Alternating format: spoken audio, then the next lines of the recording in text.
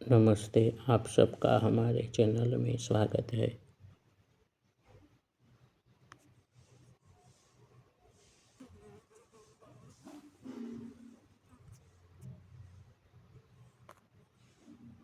आपा मुँह सब निकले, दिखे जो विस्तार, एक दान ही अणिरो, पिंडो देख्या पार। यह सारा दृश्यमान जगत हमारे भीतर से निकला है। एक बार इसका आधार पहचान लिया तो पार हुए समझना चाहिए।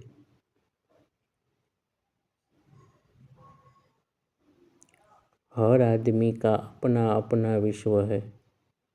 उसकी मानसिकता के कारण अन्यथा जो जैसा है वैसा है।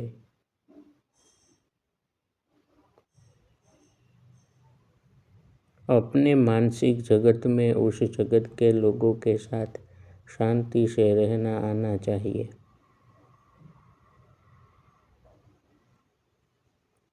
यह समझना जरूरी है, तभी शांति से रहना संभव है। हमें लगता है मानसिक जगत अलग है, बाहरी जगत अलग है। इससे व्यवहार भेद उत्पन्न होता है। भीतर कुछ और सोच रहे हैं, बाहर कुछ और व्यवहार कर रहे हैं। जब यह समझ में आता है कि बाहरी लोग तो होते ही नहीं, सब आंतरिक लोग हैं, तभी उन आंतरिक लोगों के साथ शांति से बैठना संभव है। हम पूरे विश्व के लोगों से परिचित नहीं हैं।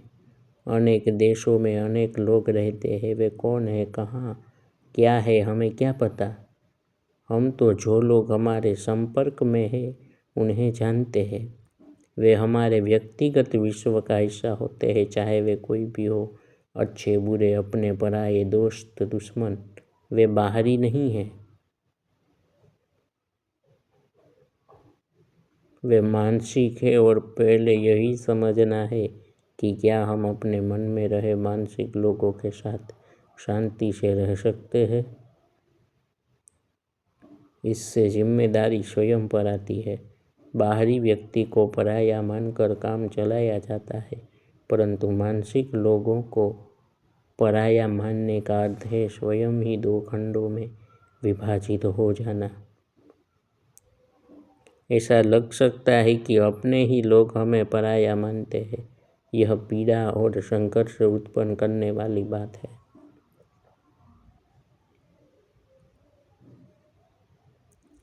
अपने को पराया मानने वाले अपने लोग को बाहरी मानने की भूल कौन कर रहा है?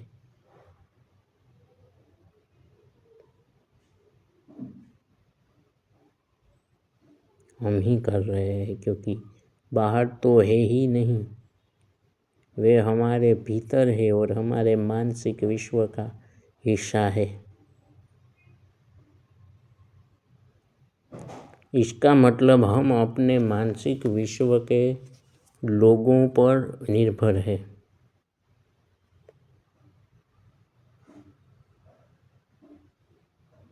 यह निर्भरता आक्रामक या पलायनकारी बनाती है। हम अपने में शांति से स्थिरता से जी नहीं पाते। एक तरफा प्रेम भी होता है। एक दूसरे को चाहता है, दूसरा इसे नहीं चाहता। यह संघर्ष भी बड़ी समस्या उत्पन्न करने वाला है। अगर कोई यह समझ ले कि मुझे नहीं चाहने वाला मेरे ही मानसिक जगत का हिस्सा है, तो निर्भरता की आक्रामकता की जरूरत क्या है?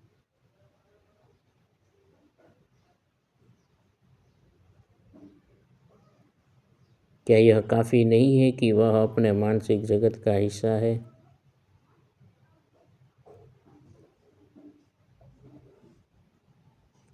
काफी है, मगर तब नहीं जब उसे अपने से पृथक बाहरी माना जाए।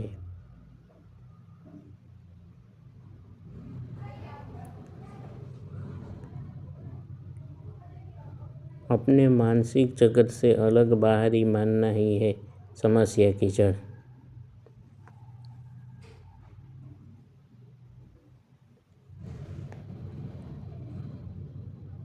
उपनिषद कहते हैं, दूसरा मानने से भय उत्पन्न होता है। दूसरा मतलब पराया, अजनबी, अपरिचित। जबकि वह तथाकथित अपरिचित या दूसरा अपने ही मानसिक जगत का हिस्सा है। जो भी मन में आया वह मन का हुआ, जो मन में नहीं आया उसकी बात नहीं हो रही है। सवाल यह है कि अपने मानसिक जगत में हम पराये की तरह क्यों रहते हैं, आप ही आप से पराये। कारण वही है, अपने जगत के व्यक्ति को बाहरी मानने की भूल की जा रही है।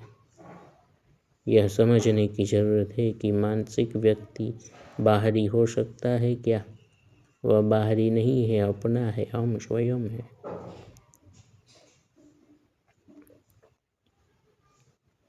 हम ही दृष्टा और दृश्य दो भागों में विभाजित है। दृश्य को बाहरी मानने की भूल हमें शांति से नहीं बैठने दे रही है। यह बात समझ में आ गई कि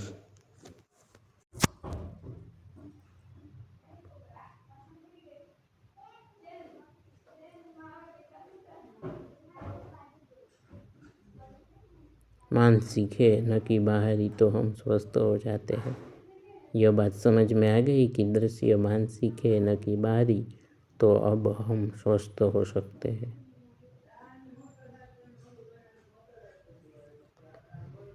दृश्य को बाहरी मानने की भूल हमें शांति से नहीं बैठने देती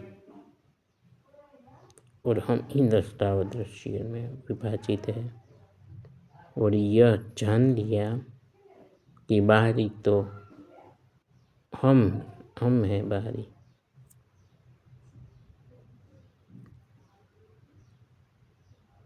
बाहरी नहीं है कुछ, तो ऐसा जान लिया तो हम स्वस्थ हो सकते हैं।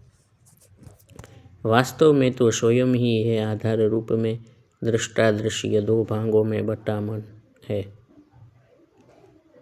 यह विभाजित है मगर जुड़ा हुआ है या जुड़ा हुआ नहीं है, यह देखने की जिम्मेदारी है। यही हम सचमुच स्वस्थ है बिना मानसिक दृष्टा दृश्य विभाजन के, तब तो इतनी बात करने की जरूरत ही नहीं है। लेकिन हम विभाजित है और उस दृश्य को बाहरी मान रहे हैं जो वस्तुतः मानसिक है, अपना ही है।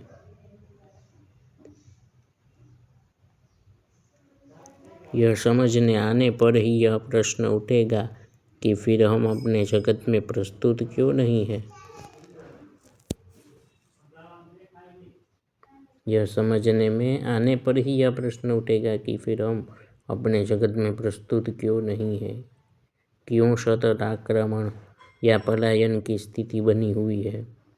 बाहरी को लेकर आशंका है, तुलना है, भरोसे की कमी है, समर्पण का अभाव है। बाहरी व्यक्ति को समर्पण कौन करे, लेकिन मानसिक व्यक्ति को भी समर्पण कहाँ करना है, वह अपने मन का हिस्सा है।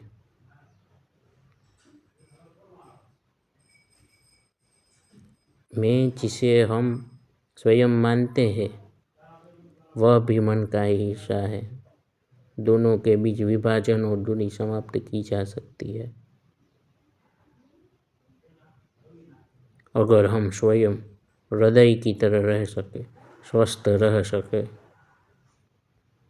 यह हर आदमी को करना होता है कि वह स्वस्थ रहे बिना मानसिक दृश्य विभाजन के। यह सही स्थिति है। तब भी विभाजन मालूम पड़ रहा है तो यह जानना चाहिए कि सब मानसिक है और सब जुड़ा हुआ है। मैं को अलग थलग माना तो भीतर संघर्ष चलेगा, खुद ही खुद से पराया होकर जिएगा। अहंकार का, अहमन्यता का और क्या काम है। इसका अर्थ है मैं मेरे मानसिक जगत से अलग हूँ, खास हूँ, विशेष हूँ। इसे इस तरह भी कहा गया है कि जगत विचारों से निर्मित है, मैं भी एक विचार है। यदि मैं विचार जगत रूपी विचार से श्रेष्ठ होने की कोशिश करेगा तो संघर्ष होगा। दोनों विचारों में एक ही ऊर्जा काम कर रही है।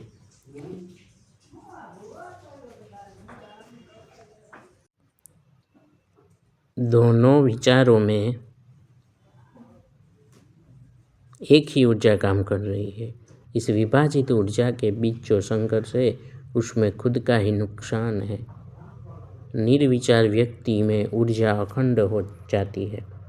ऐसी अखंड ऊर्जा वाले व्यक्ति को गीता स्थित प्रज्ञ कहती है। स्थित प्रज्ञ व्यक्ति यथा योग्य कर्म तो करेगा, मगर भीतर मानसिक अपने पराये दोस्त दुश्मन में बटा नहीं होगा। इस अखंडता द्वारा जो कर्म किए जाते हैं उसे कर्मयोग कहा जा सकता है। कर्मयोग बाहर भेद करके सेवा करने के अर्थ में नहीं है। कर्मयोग भीतर भेद रहित हो जाने और कर्म होने देने के अर्थ में है। भीतर का मानसिक भेद ही है असली समस्या, लेकिन यह बाहर से नहीं भीतर से ही उत्पन्न होता है, मूल स्रोत से। इस मूल स्रोत में हृदय में स्वस्थ रहने पर मन का मानसिक दृष्टादृष्टि का खेल खत्म हो जाता है।